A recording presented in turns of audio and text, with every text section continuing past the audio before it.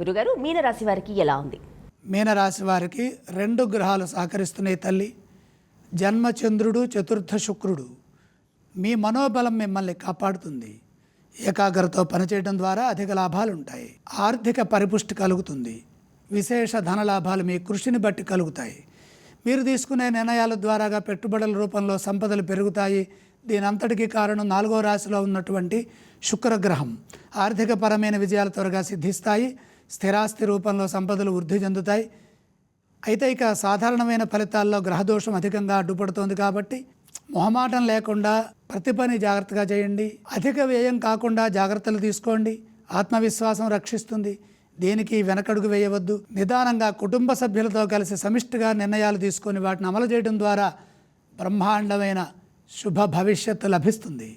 వ్యాపారంలో నష్టాలు రాకుండా జాగ్రత్తలు తీసుకోవాలి. సకాలంలో పనులు చేయాలి.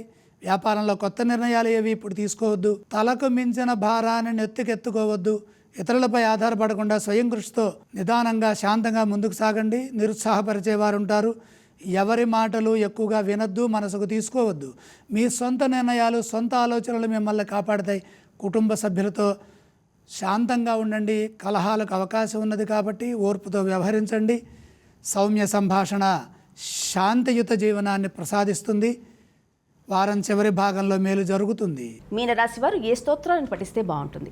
మీనరాశి వారు నవగ్రహ శ్లోకాలను పఠించడం మంచిది. వారు ఏ ఆలయాన్ని సందర్శించాలంటారు? నవగ్రహాలని దర్శించండి. వీలైతే ఈశ్వరారాధన చేయండి. వారు ఎటువంటి దానాలు చేయాలి గురుగారు? నవధాన్యం అగ్ని భగవానుడికి అర్పించండి.